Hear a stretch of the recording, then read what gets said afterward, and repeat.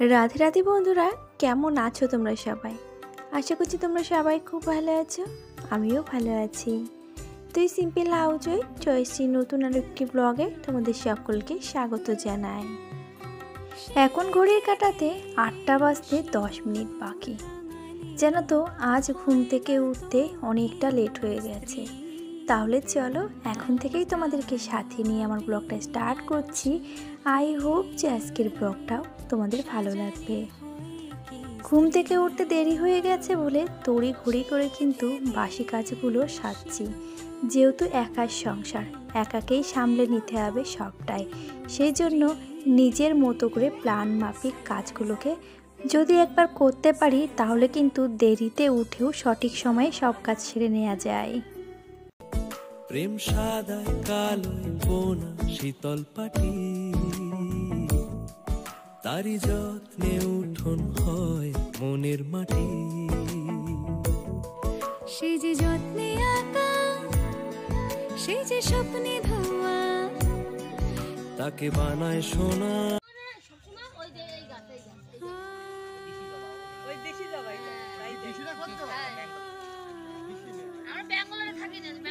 এইসবে মানে অল্প একটা দুটো করে ফুল পিটুনিয়া আর হবে না কিটায় সব সামনের বছরের জন্য কিটা নেবে। এবছর সামনের বছর আবার নিয়ে আসতে যাবে।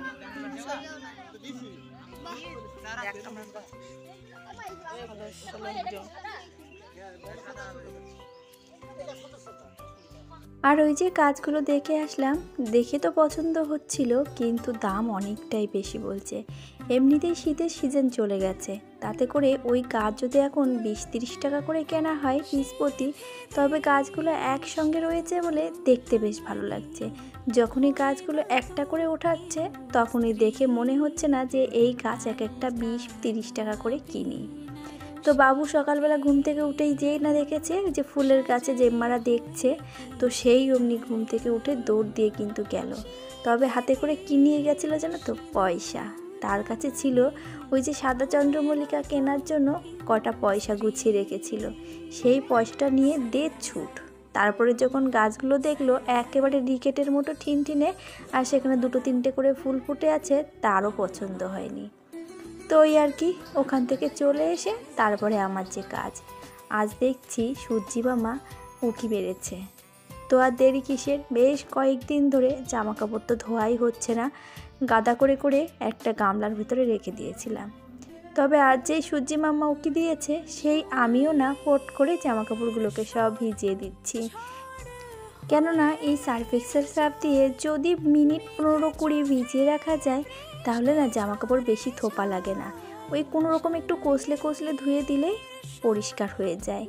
এমনিতেই আমার হাত দুটো না ওয়াশিং মেশিনের মতন কাচতে থাকে প্রতিদিন।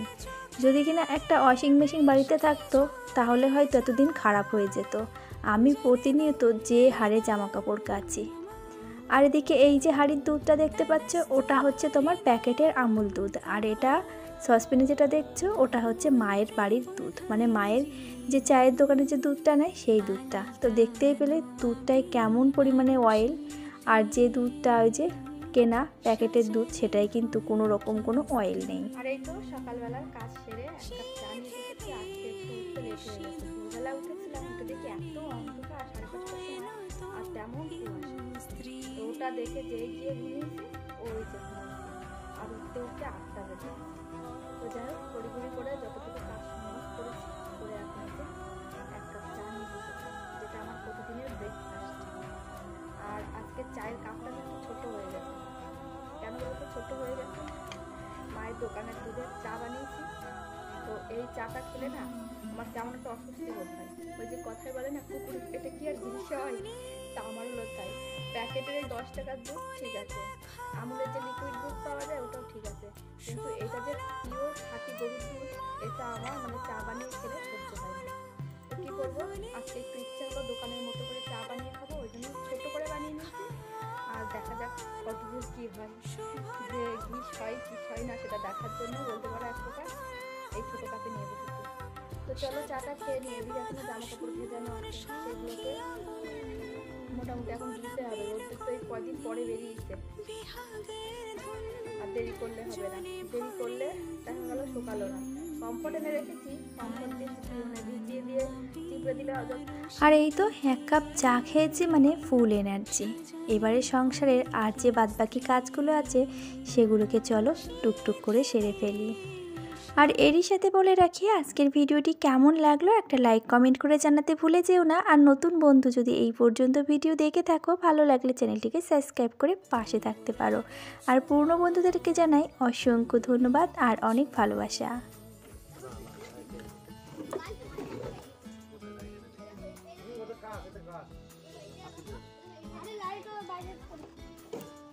বাড়ির যত লোয়া ভাঙা ছিল বাবুদের বই খাতাপত্র সবটা বিক্রি করে আমি 225 টাকা পেয়েছি।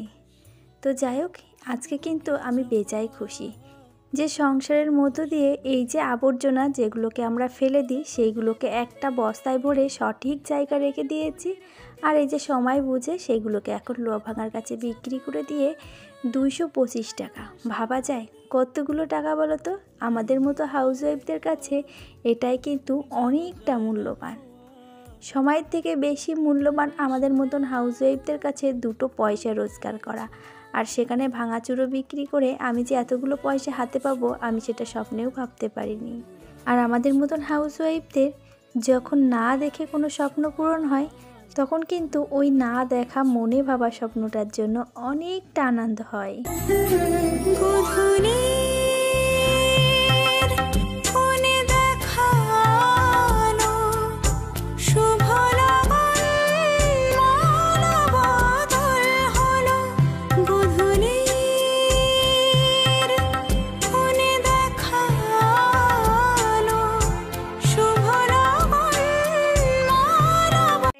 জামা কাপড় মালা ফাইনালি হলো। এগুলো তো হালকা পাতলা ছিল, এগুলো মেলে দিয়েছি আজকে। কালকে এখনও দেবো, যদি রোদ্দুর হয় তাহলে মোটা মোটা সোয়েটার যেগুলো আছে সেগুলো দেবো। কেননা শীত তো চলেই গেছে, এখন আর শীতে সোয়েটার ফোয়েটার কোনো কিছুই গায়ে দেওয়া লাগে না। দড়ির কোনা কোনো জায়গায় ফাঁকা নেই, যত দূর সম্ভব দেয়া হয়েছে এদিকেও।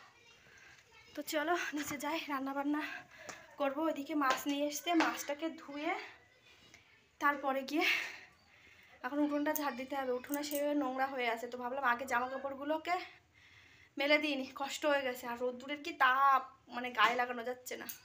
তো চলো আর দেরি করবো না, নিচে গিয়ে আগে উঠোনটাকে ঝাড় দিয়ে মাছগুলোকে ধুয়ে তারপরে রান্নাঘরে যাবো। উঠানটা ঝাড় দেবো কি, আগে ভাবলাম যে হাতের কাছে মাছের ঝুড়িটা যখন আছে মাছগুলোকে আগে পরিষ্কার করে নিই, তাহলে এক হাতে 2টো কাজ করে নিতে পারবো। ওই যে মাছটাকে ধুয়ে পরিষ্কার করে দেখো সমস্ত সবজিপাতি এদিকে সব নিয়ে এসে রেডি করে রাখলাম রান্নাঘরের দুয়ারে। এবারে চলো, পয়সা তো নিয়েছি আনন্দ সহকারে, এবার নোংরাগুলোকে তো পরিষ্কার করতে হবে। যে নোংরাগুলো গত প্রায় 6 মাস ধরে আমি সুন্দর করে যত্ন সহকারে বস্তা ব্যাগের ভেতরে গুছিয়ে রেখে দিয়েছিলাম, আর সেগুলো তো মানে অবসান ঘটলো, সেই সাথে সাথে আমি কিছু রোজগারেও পেলাম। তো যাই হোক, এই যে এখন নোংরাগুলো যদি না ফেলি তাহলে কি হবে বলো তো? এর ভেতরে কিছু কাচের টুকরো টুকরো যা আছে সেগুলো তো বাবুদের পায়ে ফুটে যেতে পারে। তবু ওদেরকে সাবধানে রেখে দিয়েছি, আর বলেও দিয়েছি যে ওখান থেকে তোরা ঘুরবি না, একটু দূর দিয়ে ঘুরে যাবি। আর এদিকে দেখো রান্নাঘরে এসে আগে মাছের মশলা বেটে মাছটাকে ম্যারিনেট করে রেখে দিয়েছিলাম। তারপর উনুনের জালটা ধরিয়ে এদিকে কড়াইতে তেল গরম করে শুকনো লঙ্কা, গোটা জিরে, তেজপাতা ফোড়ন দিয়ে টমেটো আর কাঁচা লঙ্কা পেঁয়াজটাকে ভালো করে ভেজে লাল লাল করে তারপরে ওই যে ম্যারিনেট করা মাছটাকে দিয়ে দিয়েছি। আর ম্যারিনেট করেছি মাছটাকে আদা, জিরে, ধনে, কাঁচা লঙ্কা, শুকনো লঙ্কা, গোলমরিচ বাটা দিয়ে তারপরে ওটাকে 10 মিনিট মতন রেস্টে রেখে ওই যে ভাপিয়ে নিচ্ছে এখন হালকা আছে।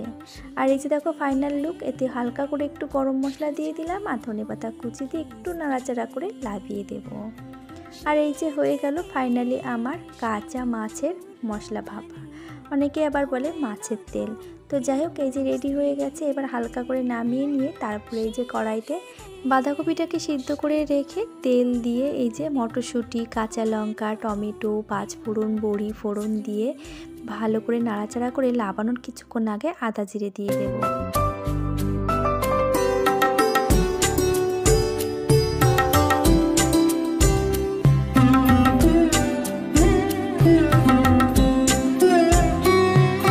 শীতে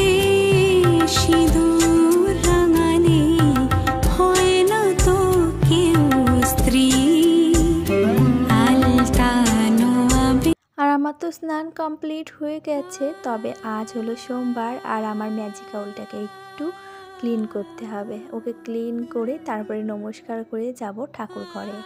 আর সেই মতো ঠাকুর ঘরেও চলে এসেছি। আর ঠাকুর ঘরে এসে কিন্তু ঠাকুর ঘরটাকে পরিষ্কার করে বাসন মাজা ধোয়া করে সমস্ত ঠাকুরগুলোকে মুছে যে ঠাকুরের চরণে ফুল জল দিয়েছি। আর আজকে কিন্তু আমার গোপুসোনাকে আর জামাটা পাল্টায়নি, যেমন জামা ছিল তেমনই আছে। আমি ওই সপ্তাহে একটা দিন করে জামা পাল্টে দিই, ওটাই আর কি। প্রতিদিন আমি জামা পাল্টে দিই না, যেটা করি না সেটা বলবো না যে আমি করি। তবে আজকে ফুলে ফুলে একেবারে আসনটা ভরে আছে, দেখে কত সুন্দর লাগছে তাই না? চোখটা জুড়িয়ে যায় যখন ঠাকুরের আসনে প্রত্যেকটা ঠাকুরের চরণে এরকম লাল লাল ফুল থাকে। আর তারপরে এসে যে নিজের ভাত বেড়ে নিয়েছি বাঁধাকপি দিয়ে। আর ওদিকে কিন্তু আমাদের বাড়ির সকলের খাওয়া হয়ে গেছে, কেননা আমি স্নানে যাওয়ার আগে ওদের সকলের ভাত বেড়ে দিয়ে গেছিলাম। আর ওরা খেয়ে দিয়ে টেবিলের উপরে যে থালাগুলো এক জায়গায় করে রেখেছে। তো আমি থালাগুলো আর নামাইনি, ভাবলাম নিজে আগে খেয়ে নিই, তারপরে একসঙ্গে একটু থালাগুলোকে নিয়ে যাব। আর এরই মাঝে মানে আমার ফোন এসেছে মিশো থেকে। তো আমি একটা পার্সেল অর্ডার করেছিলাম, তো সেটাই যে এসেছে। তো এখন গেছি সেই পার্সেলটাকে নিতে। তো এই যে আজকেই লোয়া ভাঙা বিক্রি করলাম, আর সেই টাকা দিয়ে কিন্তু আমি পার্সেলটা নিতে পারলাম। তো আমার একদিকে ভালোই হলো যে আজকে আমি টাকাটা হাতে পেয়ে সেই টাকাটা দিয়ে সংসারের প্রয়োজনীয় কিছু জিনিস কিনতে পারলাম। খাবারের থালাটাই শুধুমাত্র আমি কলপারে নিয়ে গেছি, আর এরই মাঝে দেখি ফোনটা এসেছিল। তো যাই হোক, ভালো সময়ই ফোনটা এসেছিল, নয়তো আমার আবার খাওয়া ছেড়ে ওইভাবে উঠে যেতে হতো। তো এদিকে তারপরে টেবিলটাকে মুছে চলে আসলাম কলপারে বাসনগুলোকে মাজা ধোয়া করতে। আর এই যে আজকে লবণের কুটোটাকেও ধুয়ে দিয়েছি। কেমন জানো তো, লবণের কুটোটায় লবণ রাখলে জল জল হয়ে যাচ্ছে, আর অমন কুটোতে জল জল হয়ে যায় রাখলে তোমাদের নাকি একটু কমেন্টে জানিও তো। আর এই যে দেখো পার্সেলে কি এসেছে, নিয়েছি একটা ননস্টিকের এই যে আপ্পাম তাওয়া, আপ্পাম না ওপ্পাম বলে, যা হোক এই ননস্টিকের কড়াইটা নিয়েছি। তো এটা খুবই দরকার ছিল, বাবুরা ওই যে প্রায় গেলে ডিম ভাজা খেতে চায়, তবে ছোট ছোট ডিমগুলোকে ওরকম গোটা গোটা করে খেতে চায়। সেই সাথে সাথে ভাবছি যে দেখি সকলে এই মানে তাওয়াটাই করে পিঠে বানাচ্ছে, কেমন হচ্ছে দেখে ভালো লাগলো। তো সেই ভেবে মিশো থেকে এটা অর্ডার করে দিয়েছি। আমি তো দেখলাম ভালো করে সেটিং করে নিলাম, এবারে ছোটোবাবু একটু ভালো করে দেখে নিল যে মা কি নিয়েছে পয়সা দিয়ে। সেই ভালো করে ঘষে মেজে দেখলো। তারপরে আমি এদিকে চলে আসলাম ছাদের উপরে জামা কাপড়গুলোকে তুলতে। ভেবেছিলাম একটু আধা ঘন্টা ঘুমাবো, তবে ঘুমানোর বাসটা হয়ে গেল। তো আর ঘুম আসবে কখন? এখন এই যে বিকালের জামা কাপড় সবগুলোকে তুলেছি, হাতে আর ধরলো না, আরও কিছু জামা কাপড় ছিল। তো ভাবলাম এইগুলোকে দড়িতে মেলে নিই, তারপরে গিয়ে আর জামা কাপড় নেব। তো সেই মতো দড়িতে এদিকে সিঁড়ির ঘরে মেলে দিয়ে আর জামা কাপড়গুলোকে তুলে সন্ধ্যা দিয়ে এখন এই যে একটু টিফিন বানিয়ে নিচ্ছি। বাবুদের ব্রেড আর দুধ আর আমাদের চা। তাহলে চলো আজ আসি, সকলে খুব ভালো থাকবে, আবারও দেখা হবে।